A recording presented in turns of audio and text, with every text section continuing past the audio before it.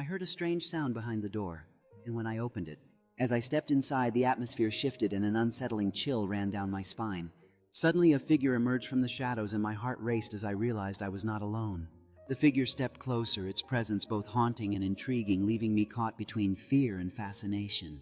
The figure raised its hand, showcasing an ancient artifact that pulsed with an otherworldly light, captivating my attention. As it spoke, the voice echoed softly around me, drawing me further into this unexpected encounter.